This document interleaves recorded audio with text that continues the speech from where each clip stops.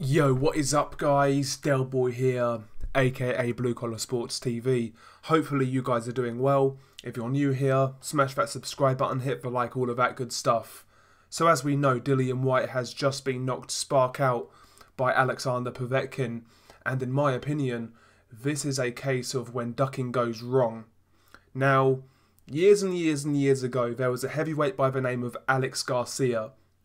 Alex Garcia was offered around $500,000 to face George Foreman. This was in the 1990s, I believe. And he turned that fight down, claiming it wasn't enough money and, he was going to build his profile to get a bigger purse. Very shortly after that, the guy got knocked out clean by a journeyman and he was really never seen again.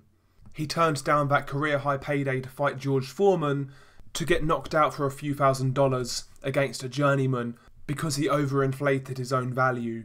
The Dillian Whyte situation is very similar. Now, in my opinion, not as motivated by money as somebody like Alex Garcia against George Foreman, but nonetheless, Dillian Whyte is a guy who has turned down numerous opportunities in the past few months and years.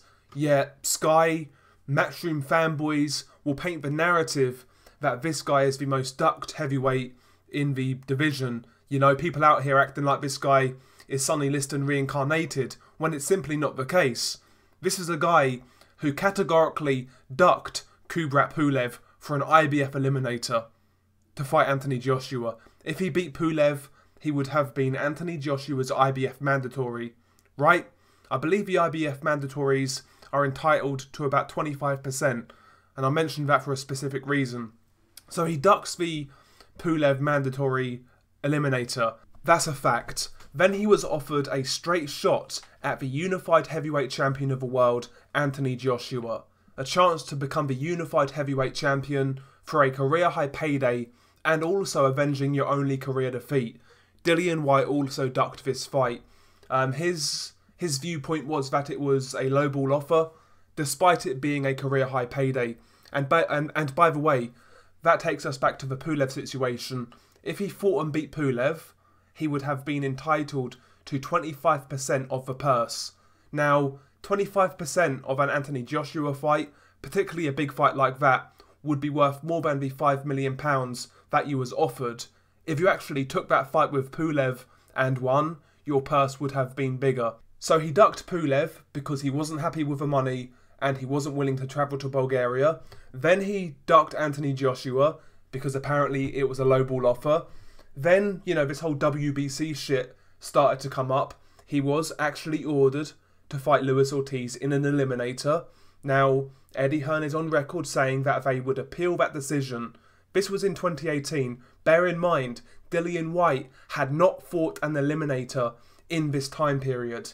Yet here is his promoter Eddie Hearn appealing a mandated eliminator. They didn't want that fight. It was Team Whyte who stopped that fight from happening. So they ducked Ortiz, Anthony Joshua and Kubrat Pulev. That is 30% of the current top 10 in the heavyweight division.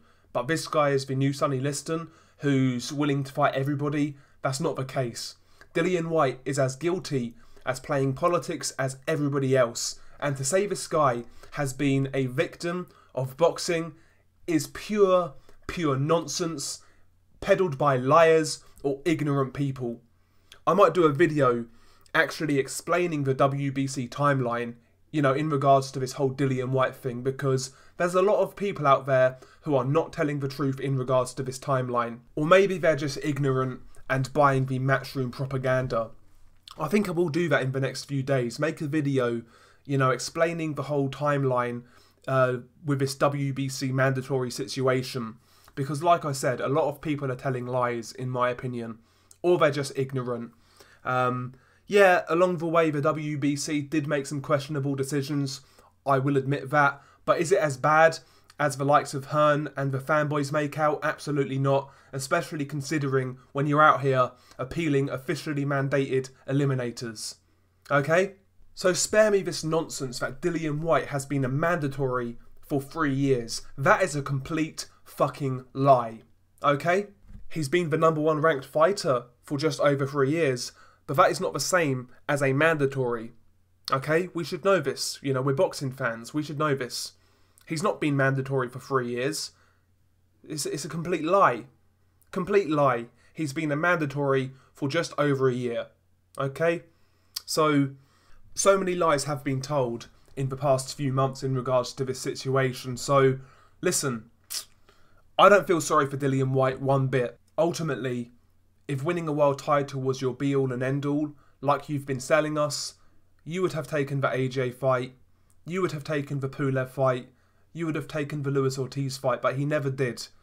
You know, the fact of the matter is, Team White Eddie Hearn, they wanted to manoeuvre Dillian Whyte into a title shot their own way, ignoring the sanctioning body's requests, and they even did that with Oscar Rivas. You know, they requested Rivas to be a eliminator, and they got their wish. So yeah, I don't feel sorry for Dillian Whyte at all. You play stupid games, you win stupid prizes, and that's what happened here. He should have taken that fight with Anthony Joshua, like I said, months ago. At the time, you know, people disagreed with that opinion.